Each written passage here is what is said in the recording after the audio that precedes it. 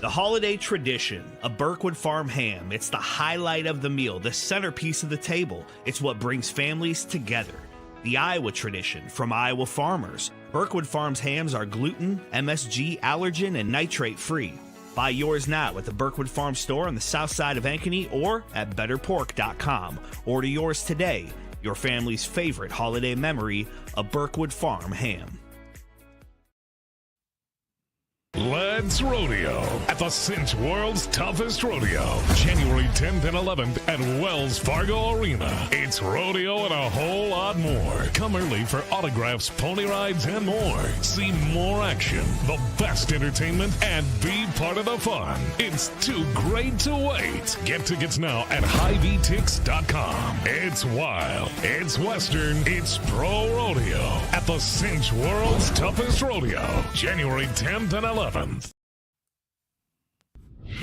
Murph and Andy, proudly presented by Ramsey Subaru and BMW of Des Moines. Live and on demand across Iowa everywhere. From the Channel Seed Studios. This is Murph and Andy. Murph and Andy. Connected by Cellular Advantage.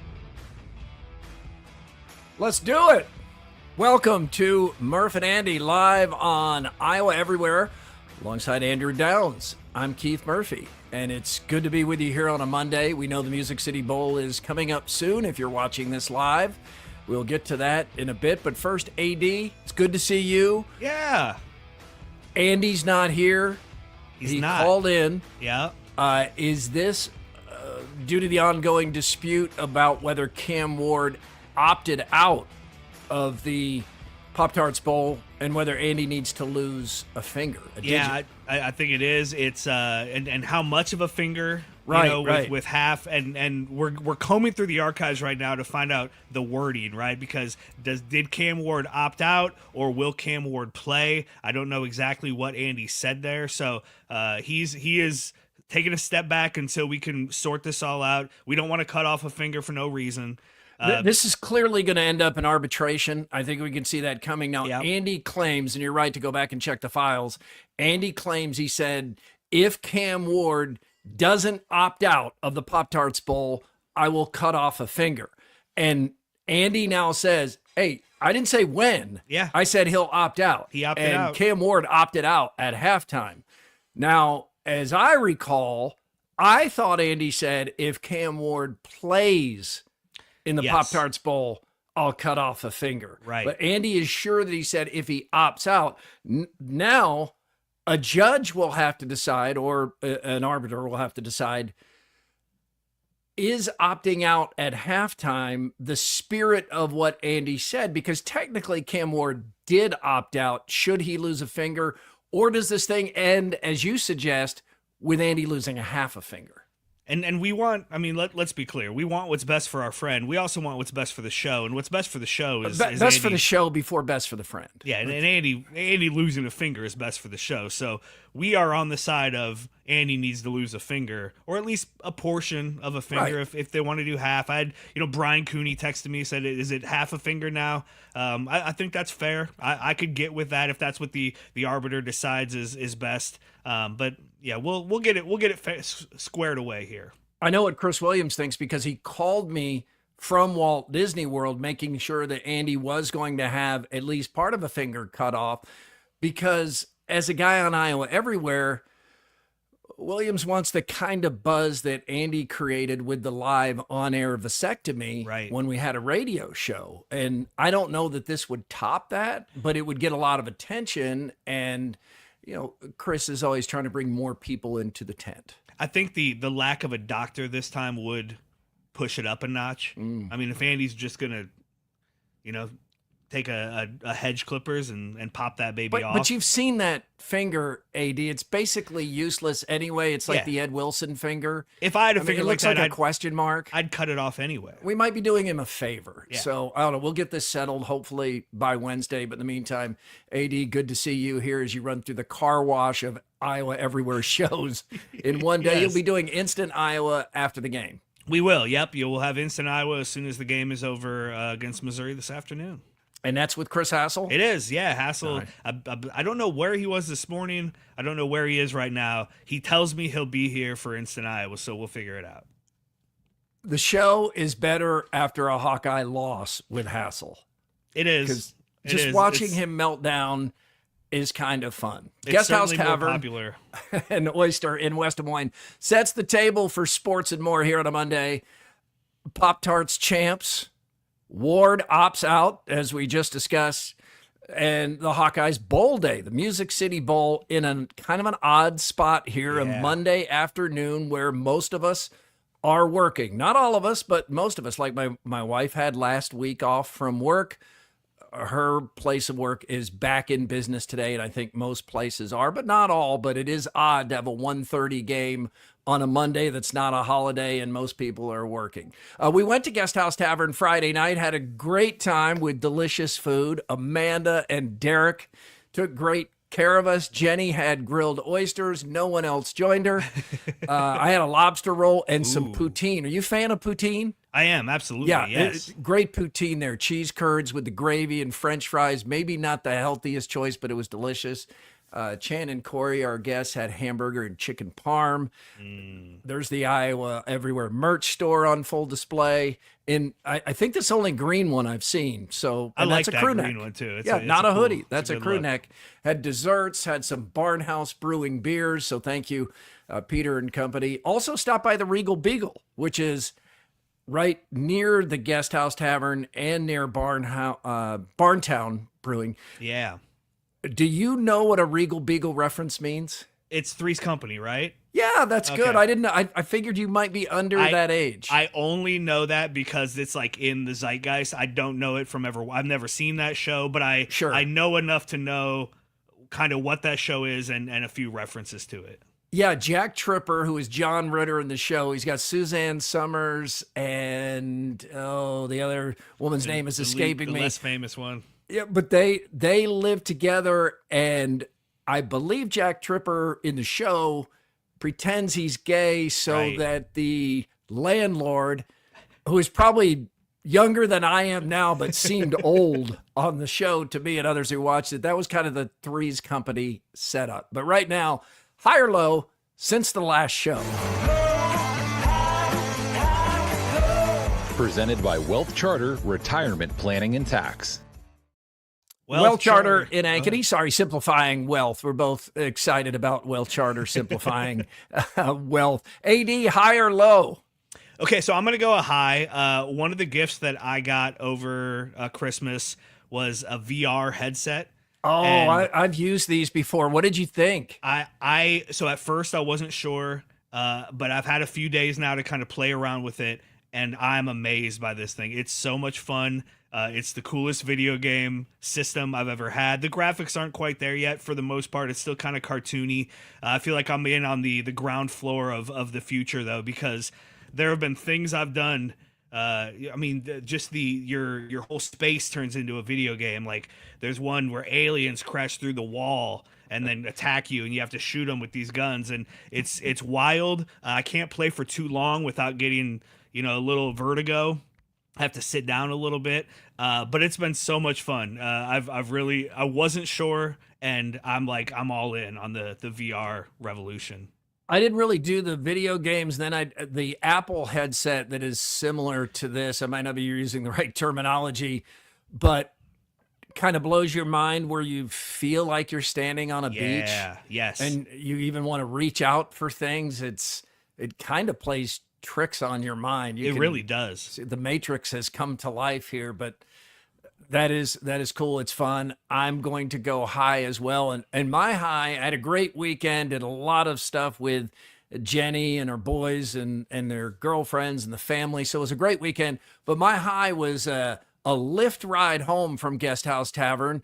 Junior picked us up, and he was just a delight to talk to. And Junior and I are talking on the ride home because we knew we were going to get a couple of those beers there and thought we better, play it safe, get a ride there, got a ride back. Smart way to go. Glad we did that. And turns out Junior, our Lyft driver, and I played football against many of the same high schools. Oh, wow. In Florida. So we started talking about, the Kissimmees and the Melbourne Catholics and the Cocoa Beaches. And he is younger than me, so he came after I did. But then he's also wearing a really cool Miami Dolphins sweatshirt. That is cool. And it turns out he moved here to play football at Dubuque and then stayed, fell in love, got married, started a family, lives in Iowa. Now he's been here since he went to college, more than 20 years ago. Just one of those small world moments. And then when he dropped us off, he said, "Hey, you mind getting a photo?" I said, "Of course not. I'm going to get one too. This is great." And Jenny took the photo, and it's a good shot of me, good shot of Junior, and a good shot of Jenny's eyebrows and forehead. Yeah, her top of her head looks great. Yeah. Did I mention we had a couple of beers at the guest house tavern? He was like, "You're Mount Dora, Keith Murphy." That one. Yeah, that's exactly what he said. Let's get the buzz here on a Monday. The Buzz. Brought to you by Logier Heating and Cooling. Logier Heating and Cooling, dedicated to providing heating and cooling solutions to Des Moines area families. And the buzz is simply that Iowa State won a wildly entertaining Pop-Tarts Bowl 42-41 over number 13 Miami. Let's get right into it with the rewind. It is understated to say this, it is a high-scoring first quarter. Rocco takes the snap, drops. Here comes a rush. He gets rid of it. Burkle makes a great catch for a Cyclone touchdown. They try to run it against this Iowa State defense, and Davey Martinez is off to the races. 75 yards of deliciousness on the touchdown run by Martinez. And there's a handoff to Hansen. Up the middle he goes, breaks a tackle. 20, 10, 5, touchdown. Carson Hansen, a 30-yard touchdown run. Audio courtesy of Learfield and ABC, and that first quarter was drunk. Wow, it was bananas. My son was like, "There's been 5 touchdowns in the first quarter." This is a kid who's used to watching Iowa score 5 touchdowns like every 3 games.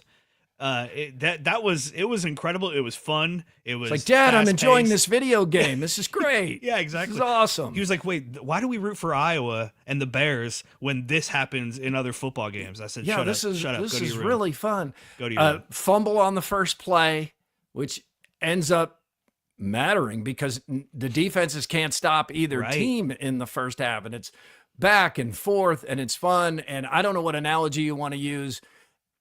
NBA All-Stars thought this was bad defense.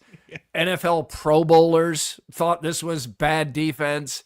Grinnell College basketball thought this was bad defense. I don't know. Use what you want, but this was just offensive fireworks, and it was fun to watch. It was.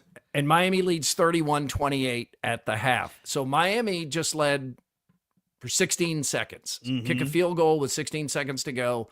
Only lead for Miami in the entire first half. And then Cam Ward opts out. The first time I became aware of this was Chris Williams told me that, hey, there had been some buzz that this might happen, that there was a plan in place, that he would play a half, set the all-time Division I career touchdown passing record, and then sit down. Now, he didn't sit down right when he broke it. That was in the first quarter is when Ward breaks that record. And by the way, he played 5 full seasons, so some of these records in this COVID era and these extra seasons, and a guy for Miami just played 9 seasons of football, or played 9 years. 9 years. So it's all getting kind of muddy whether this record even means that much, but he clearly wanted the record, played the first half, and then he opts out, which is bizarre. We'll have bizarre might not even be the word. I don't know. It's disappointing to some people. Yeah. Some people say, well, you think that's better than what Caleb Johnson is doing today, just opting out of the whole thing. At least he played a first half, and he was, Cam Ward, spectacular. He was. Like you saw in that first half, this is why he's going to be a top 5 draft pick. Should he be the number 1 draft pick?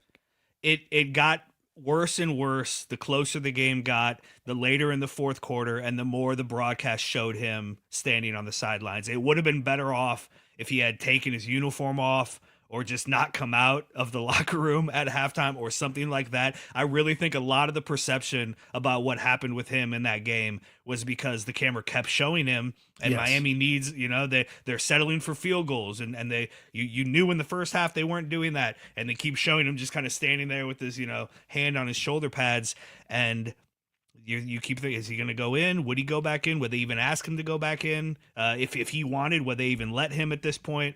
And so the perception of that, it regardless of whether you think he did the right thing or not, it was a bad look late in the fourth quarter when he's just standing on the sideline. It's led to a lot of speculation too that Mario Cristobal decided not to address it at all in the postgame. So we don't know.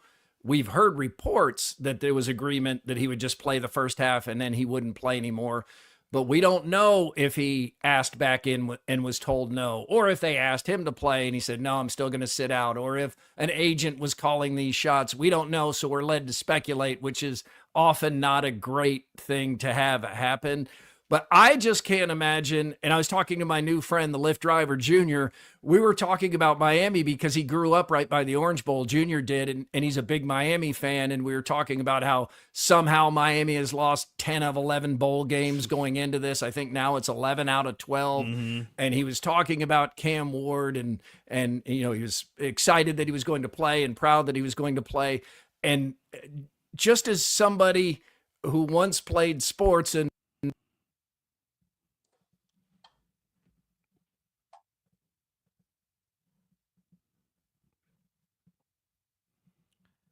I think we lost your mic, Murph.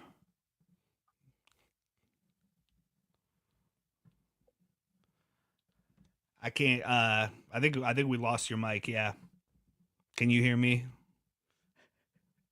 I don't know if it's me or you. Let's see. Yeah, check your microphone. You.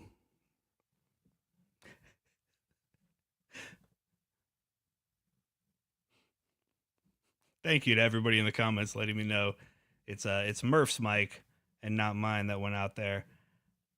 I'll let Murph figure this out. And let's keep going on the rewind here. Late in the fourth quarter, Cyclones down by 6. Rocco Becht orchestrates another go-ahead drive, his 4th of the season. Becht sneaks it off the right side, and no signal. There it is. Touchdown, Iowa State. Rocco Becht took it in from a yard out, and Iowa State ties it up and sends Kyle Conrady on to try to take the lead. Rocco Becht has done it again. Conrady's kick was good. Of course, Rocco Becht, just a gamer, man. What an incredible season he's had. What a great asset that is to have a quarterback who you never feel like you're out of the game late. You feel like he can lead you down, as he has now 4 times this season, to a game-winning score or a late score, then ends up winning the game. Obviously, the UCF game was huge, the Iowa game, and then here in the bowl game as well. Rocco Becht, gamer, man, just a fantastic game from him. He's the MVP. Got to choose the Pop-Tart that was sacrificed. The Cyclones did give Miami one more chance. Miami down to its final chance. Williams drops. Iowa State does not come after him. Williams has time, fires it deep down the left side into a crowd, and it is intercepted by Drew Surgis, and he'll take the slide to end it. And Iowa State wins the Pop-Tarts Bowl and wins its 11th game of the season for the first time in school history. What a remarkable win. What a ball game. Iowa State the winner, 42-41. AD, can you hear me at all? Yeah, you're back. I'm back. I don't know what that was about. Nice job with the rewind, though. Hey, thank you. Yeah. We were literally just talking about before we went on air. We should figure out what happens if that happens on air. Well, here's the challenging part of it. I don't know how it came back or corrected. So also, I couldn't tell if it was something that happened with me or with you. So I had to like wait for the comments to come in and let me know. Oh no, it's Murph's mic that went out, not your headphones. Well, thank you, Magic Mike Ferry, I guess. So you left off at the Cyclones winning? Yeah, big win for the Cyclones. Cyclones celebrate a thrilling win. Here's some post-game sound. This team has faced a lot of adversity, from some really tough injuries that we've had to deal with all year, and they've never flinched. We've been in some really hard spots. We've been in some tough situations, and our ability to just keep playing. And, it's easy to say those things, right? Keep playing and stay in it. But you only do that if the locker room demands it. And you only do it if the seniors and the guys that lead the football team show up every single day since January, and they believe in that, and that's how they work, and that's the standards that they set. And we just have warriors on our team. We knew that from the start of the season, and we just continued with it throughout the end, and ultimately we came out with this. What'd you prove about what Iowa State football is all about? We're a team that's going to play team football and rely on each other and trust in each other, and we're a family here. So if you want to come to Iowa State, that's where you're going to get. I love this team. 11-win season. Can't picture anything better. I love this team, and we go out there and just do our job and win as a team. And all I can say, I just love this team. That's all I got to say. It's meant the world to me. For me to be able to be a leader on this team, and guys trusting me and listen to me. I had to play for them. And those guys come in every day and look up to me. And if I wasn't gonna play, then that's not what leaders do. Some of the greatest leadership that I've ever witnessed in my career, to be quite honest with you. Fortunate to play in some of these games, be a part of these games as a player in a program that won a lot.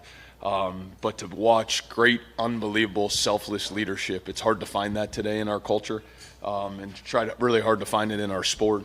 But our senior leadership, some of our great junior leadership and sophomore leadership, it was leadership for the ages for us, and we saw it every step of the way. I think you guys got a chance to witness it tonight. Thanks to our friends at Wesh TV and Zach Maskovich for the video. So this is a good win for Iowa State. And the thing I'm reminded is how much a bowl win makes the season feel better. Yep. We're kind of in that world now where we all recognize that the bowl games outside the college football playoff are not as important. But you can tell that it doesn't mean the players who do play don't care. They do care. The coaches care. And we're reminded of that. We're in that space now where the fans really care when you win a 42-41 game over a blue blood number 13 team like Miami, whatever the circumstances. And that was a really excited Cyclone locker room, on-field celebration. The fans really cared. Now, if you lose this game, if you're Miami or you're the losing team today between Iowa and Missouri, then you fall back on the, no one really cares about these bowl games. We had opt-outs. It's not a big deal. It doesn't even really matter. Not in the playoff. But when you win it, it's energizing. It helps propel you forward into the next season. It helps with ticket sales. It helps with buzz. It may help you get in the AP top 25 to start the season, which BYU can tell you does matter. So can Arizona State. Yes. As the season progresses along, you want to be closer to those rankings than you are way out of them. So for all those reasons, AD, it does matter when you win the bowl game, and you understand why people minimize it when you don't. But the thing that really strikes me about what we just saw is like Jalen Noel talking about, I had to play.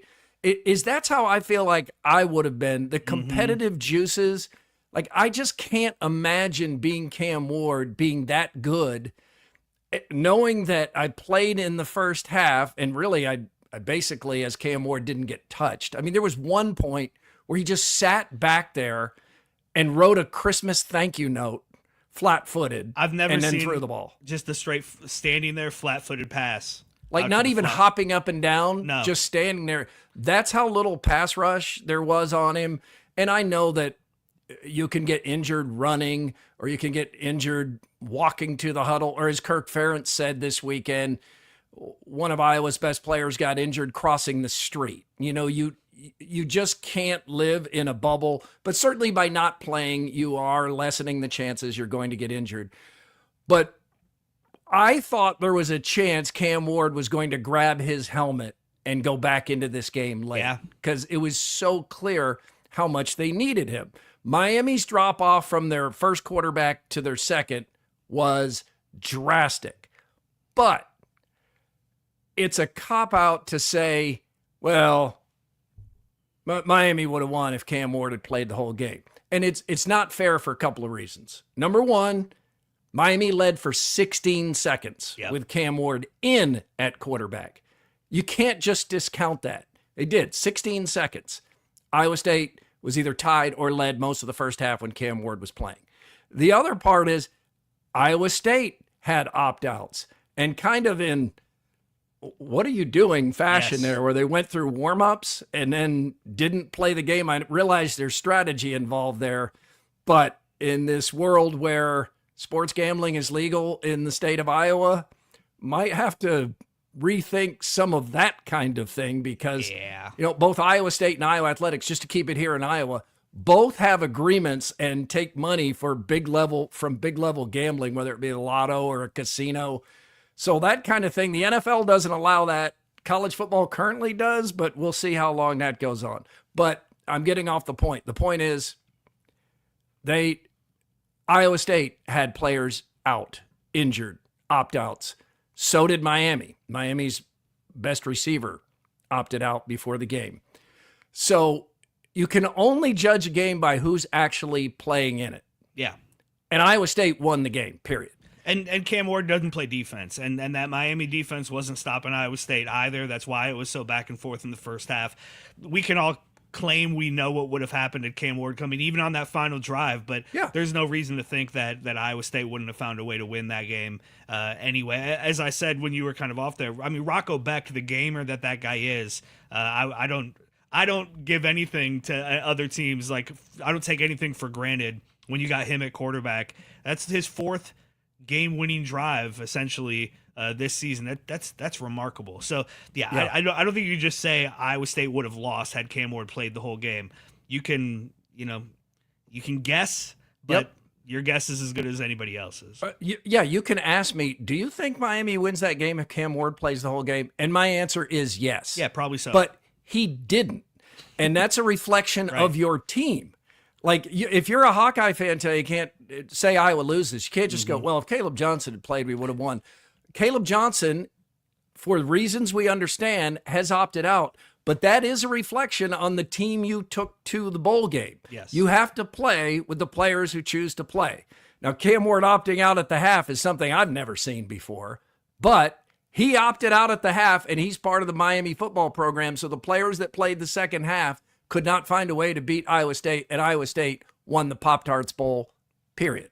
They got to celebrate Saturday night, and it was fun to see their fans, and that is the importance of the bowl games. You could say that tangibly there's nothing at stake, and that realistically they don't matter, but they do matter in the way the fans feel about the season. Iowa State fans feel better about that season than they would have had they lost even by 1 point to Miami. Iowa fans will feel much better after a win tonight than they will after a loss. You have to carry that for 8 months, and it really does affect how you feel and the momentum moving forward. And so again, this Iowa game doesn't mean a lot on paper. It means a lot to Hawkeye fans because it's going to dictate how you feel about this season moving forward.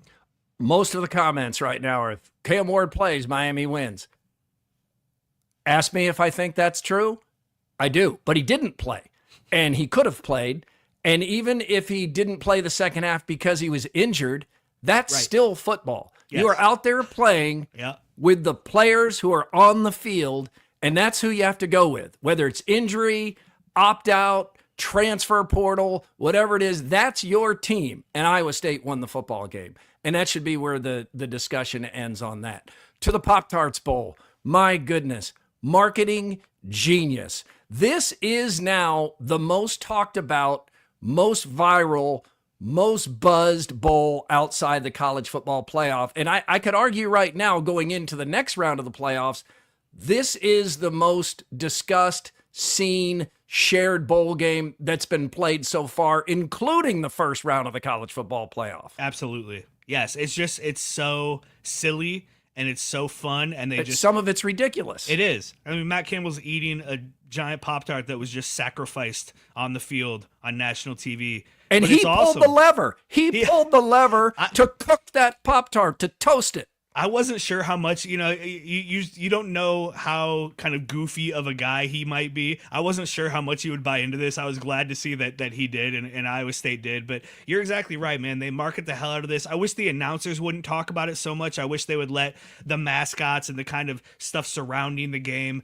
I thought that took away from it a little bit, just the constant references to it, the sideline reporter wearing a Pop-Tart. But I loved things like the eulogy for last year's Pop-Tart that got cooked. That trophy presentation and the eating of the Pop-Tart. You're exactly right. It's the most seen thing in college football during this bowl season, and it'll make a lot of teams want to go to the Pop-Tart Bowl. I had to ask myself at one point, I saw the guy working the sideline, which I've done some college football games on the sideline, and I was trying to think, okay, if they told me I need to wear this Pop-Tart outfit, would I do it? And I've done a lot of silly things, and I've looked ridiculous many times, and you try to do it in a place that's appropriate. There's the newscast versus sound off. Like Chris Hassel, it took him a while to learn the difference between the newscast and this pop culture, sports, fun commentary opinion show. So I was trying to think about that, and I'm not certain. It did get a little carried away at times, but it's brilliant. Last year, in the 8 weeks after the Pop-Tarts Bowl, they sold an uptick of 21 million additional Pop-Tart boxes. We bought so Pop-Tarts. It works. Yeah, I went to the grocery store with my son yesterday. We had just watched the Pop-Tart Bowl. He wanted Pop-Tarts. Can you imagine? I mean, look how many bowls we watch, and we don't really even understand what the sponsor is. I don't know anything about TransPerfect. I think it's a translator. Oh, that's right. Yeah. Two guys did bring that out. But no one is getting the bump that Pop-Tarts No. is. This is brilliant by Kellogg's. Now, does this, no pun intended, have a shelf life? I don't know. Like, do we get to the point where it's like, okay, we've seen this all before? I'm sure. But man, they really lean into it. Duke's Mayo Bowl does too, and it's just smart marketing. I think this is what you have to do. If you're not in the college football playoff, and we have all this nonsense around college football right now with the opt-outs and the transfers, and we had a player opt out at halftime.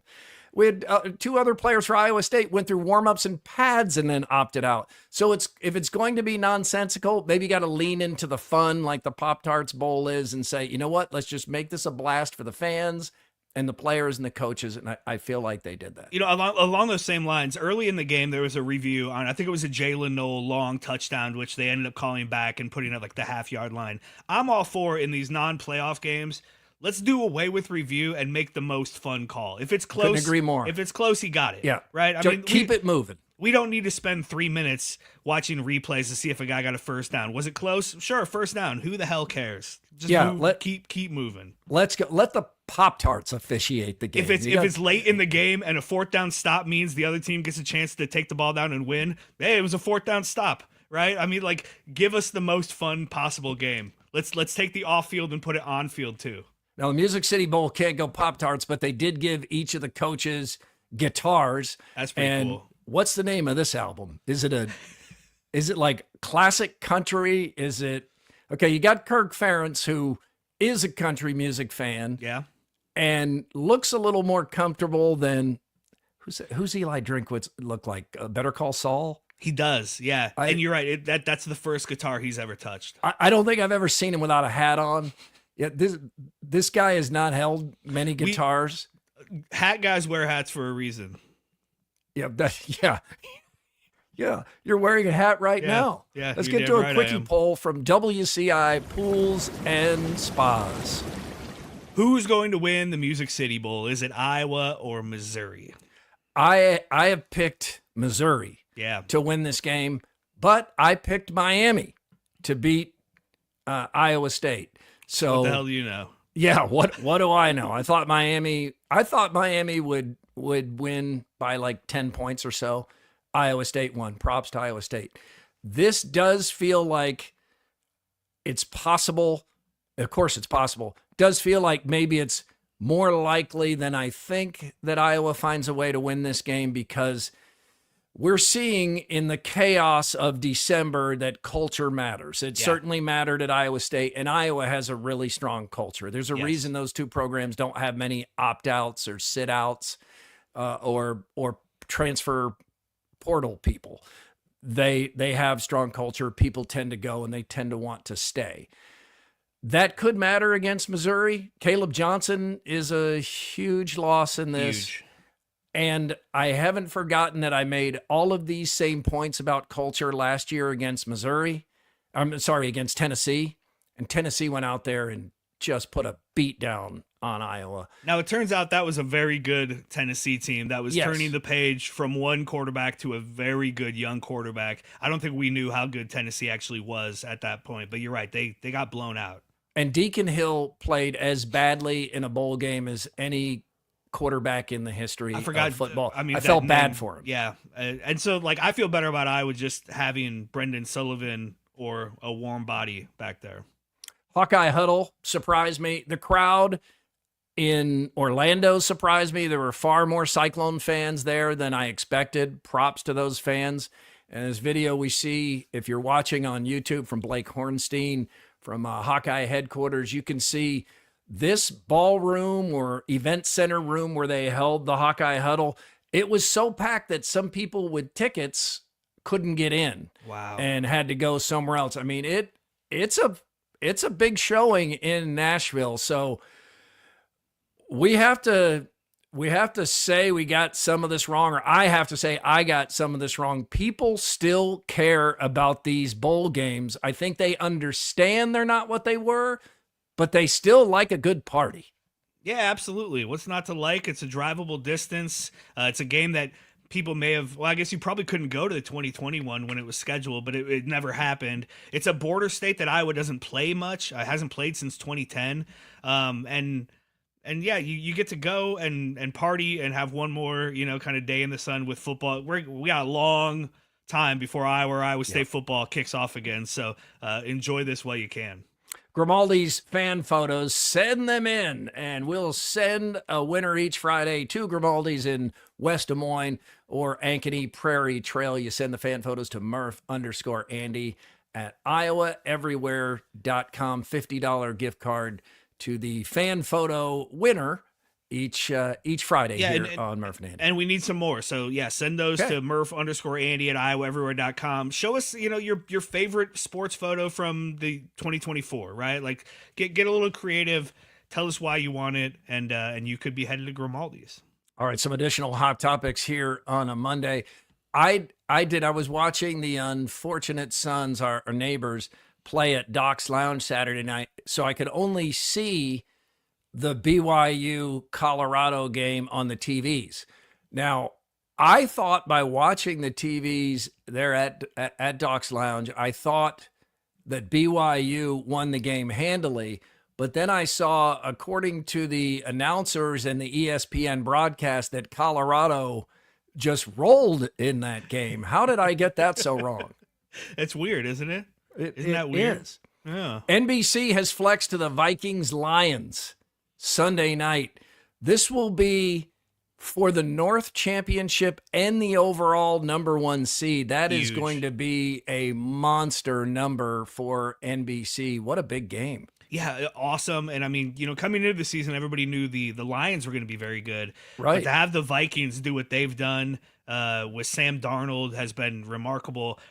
Even as a Bears fan, I can watch this game and be like, hey, at least the Packers aren't in it.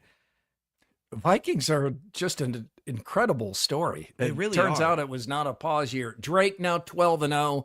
More on this to come as the season progresses, but what an incredible story. Iowa State at Colorado tonight. This is a little bit of a tricky spot for the number 3 Cyclones, just in that there's no way to erase the memories, Men in Black style, that the Cyclones know they beat Colorado by 28 points in Hawaii. But Colorado is an underrated tough place to play. Now, is it At enough to altitude. shift this 28 points? I do not think it is, but it won't be 28 points tonight. No, you're right. And you have that kind of look ahead factor for Iowa State. But this team is just so complete. They're so well built. They're so well coached. I don't see them falling apart here. But you're right. I don't expect a 30-point game. Speaking of 30-point games, Iowa's favored by like 34. Who are the Hawkeyes playing? I don't even remember. New Hampshire? Is it New or Hampshire? New Hampshire State, something like that. So, yeah, okay. Well, I probably won't be New watching Hampshire, that one. the Wildcats of New Hampshire, 2-14 on the season. I thought New Hampshire was the Bears. No, that's Connecticut. And now here's a young Steve Martin checking his voicemail. We were able to fix that lighter. No problem at all. Cost about $8, I guess. Please call when you get in. All right. Steve, this is Jimmy Hoffa. Give me a call when you get a chance. Meow, meow, meow, meow, meow, meow, meow, meow. Meow, meow, meow. It's my cat. Steve, this is Trudy. Don't be embarrassed about the other night. It can happen to any guy.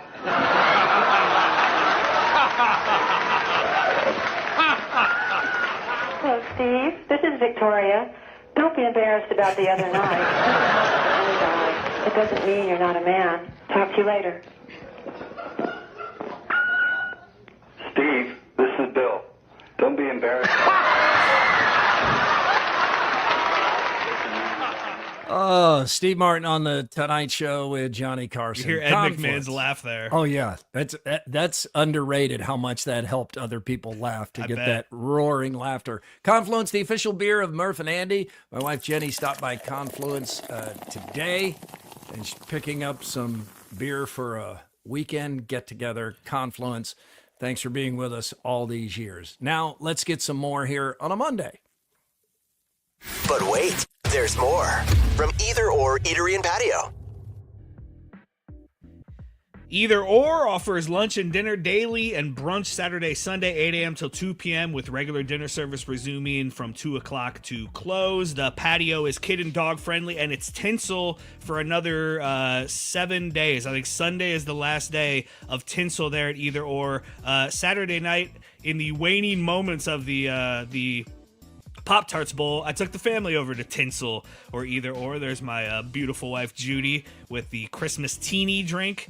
And it was nice enough Saturday evening that the kids were able to go outside and take advantage of that playground and, run around. And Judy and I got to sit inside and have a nice dinner. And I mean, the kids came in and ate, and then they went and played a little bit more. But Tinsel was a very cool place for us to go on Saturday night. You know what they're going to experience? Same thing we experience here at home. You forget about all the decorations, then you take them down, you're like, the home looks so bare. Yes, exactly. And Where's all the color? Where do we put these things for a year? All right, time for some more. Rest in peace to President Jimmy Carter, who passed away yesterday at age 100. Flags will be half-staff for 30 days, according to custom. So that'll be interesting during the inauguration to have half-staff flags for in remembrance of President Carter. Carter was the first president to host the Super Bowl championship team at the White House in 1980. February 1980, a ceremony was held for the City of Champions, which was Pittsburgh, because the Steelers had won the Super Bowl and the Pirates had won the World Series. It's my honor to add my voice to the salute that is being paid to the Pirates, to the Steelers, to Western Pennsylvania, and today especially to Pittsburgh. Thank you all very much.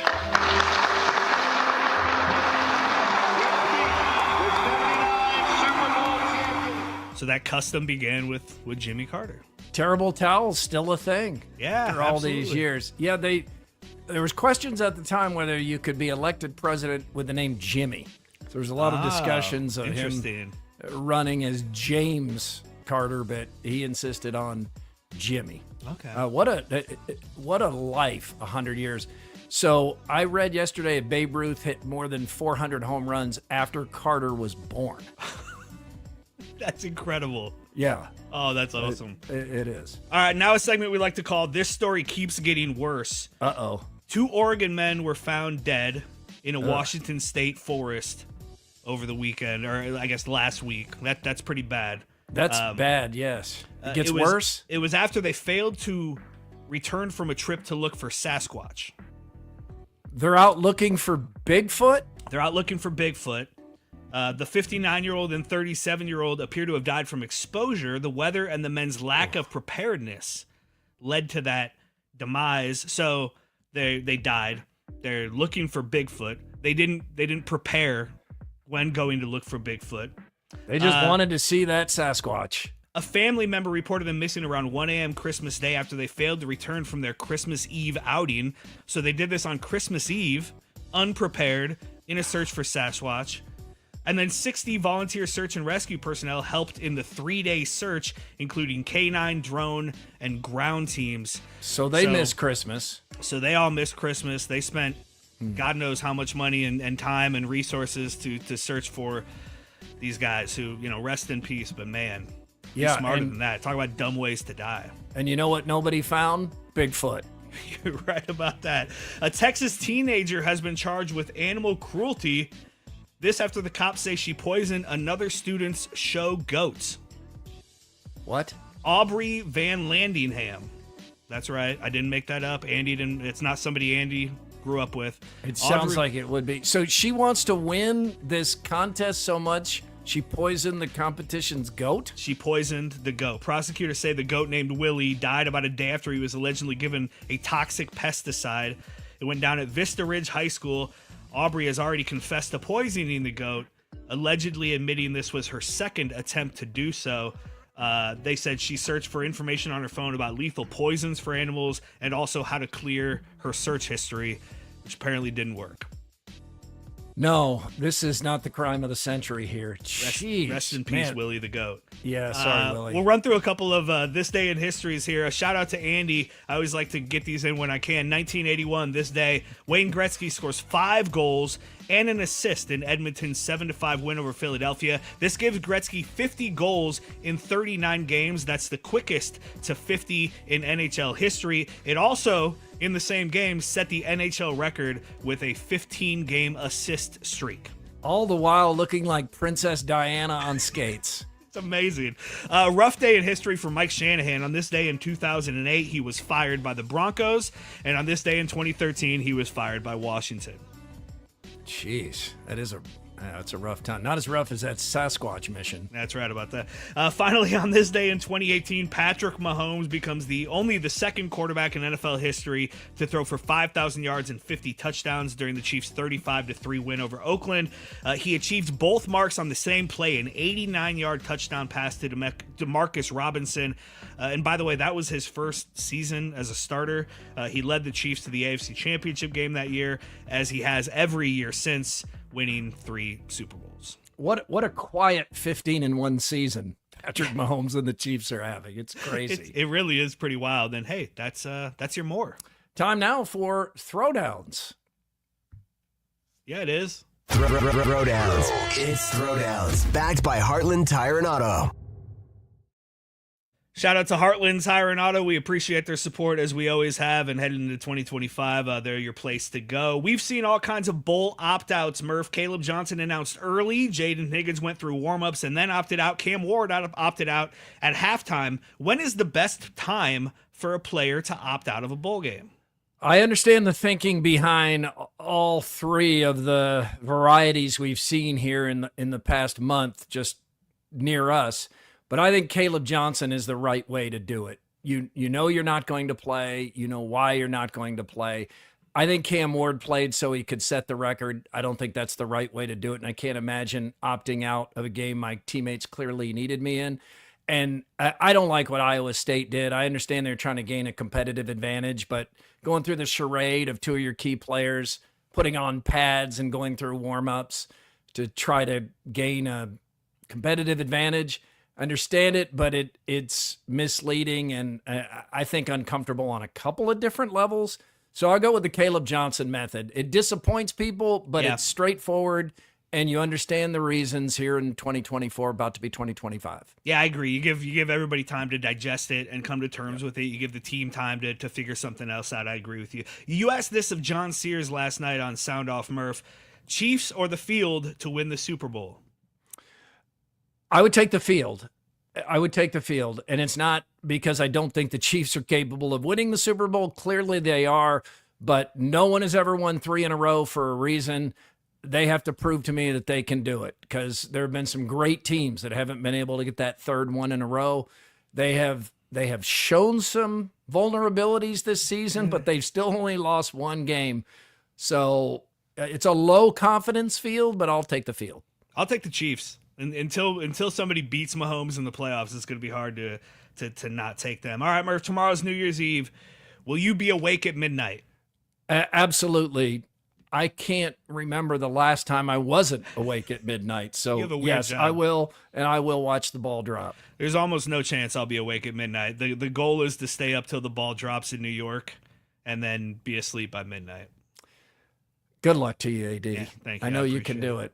It is time now for the Andrew Downs audio drop of the day. The Andrew Downs references are Holy coming cow. at us fast and furious. We call this the AD squared. I wouldn't be able to do 3 shows today if I wasn't on the extra tea from Game Day Men's Health. It's a great resolution for you in the new year. AD, you're not digging ditches here. You're not out shoveling snow. You couldn't sit in your chair and do 3 shows today without testosterone booster shots? I mean, I don't. Maybe what I could. What kind of shape were you in, man? Maybe I could, but hey, we won't. We'll never find out. Because I'm on the tee, baby, and it's coursing through me, and I feel good. Tee him up. Game day in Ankeny, West Des Moines, and also out in North Liberty in the eastern side of the state. Check them out this new year. Noah Eagle is a good broadcaster. I like Noah Eagle, and he got it from his dad, Ian. Ian. It's Ian tough, Eagle. Though. It's tough to say Ian. It's just you're so used to seeing Ian. Ian Eagle. Well, Noah had some fun this weekend recapping what an argument in his household was like when he was growing up. I would get home and it would be, clean your room. And I would say, not today.